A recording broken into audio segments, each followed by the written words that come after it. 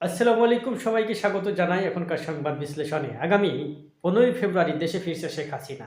আবারও নতুন উদ্যমে জেগে উঠবে ছাত্রলীগ, যুবলীগ সহ এর অঙ্গ সংগঠন এবং অন্যান্য সহযোগী সংগঠন।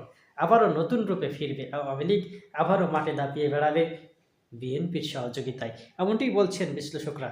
বিশ্লেষকরা মনে করেন যে বিএনপি সহযোগিতা করে আওয়ামী লীগকে আবার মাঠে ফেরাতে চাচ্ছেন। ফেব্রুয়ারি থেকেই একযোগে আন্দোলনে নামার ঘোষণা দিয়েছে আওয়ামী লীগ এবং বিএনপি। বিএনপি কেন যে এমন করছে ইতিমধ্যে সবার মধ্যে খোলসা হয়েছে। তারা ভারতের ট্র্যাপে পা দিয়েছে, এমনটিও অনেকে বলছেন বিশ্লেষকরা।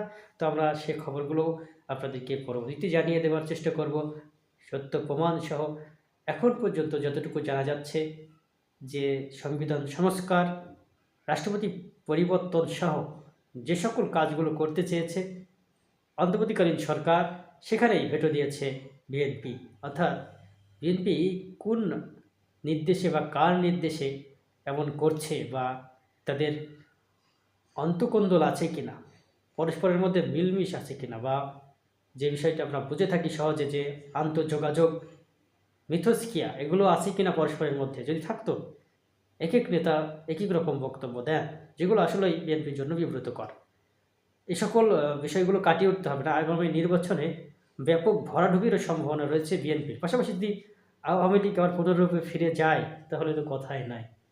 তো ডেকে ঘরের ভিতরে বিপদ ডেকে আনছে বিএনপি, এমনটি মনে করছেন অন্তর্বর্তীকালীন সরকারের বেশ কিছু উপদেষ্টা, বিশেষ করে তরুণ উপদেষ্টারা।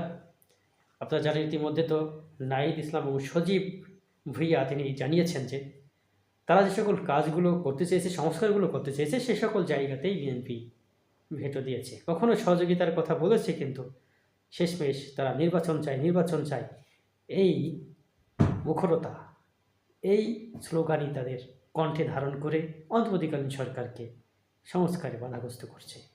বাস্তবতা কোথায় আমরা জানবো পরবর্তী এক ভিডিও। আপাতত এতটুকুই, ধন্যবাদ।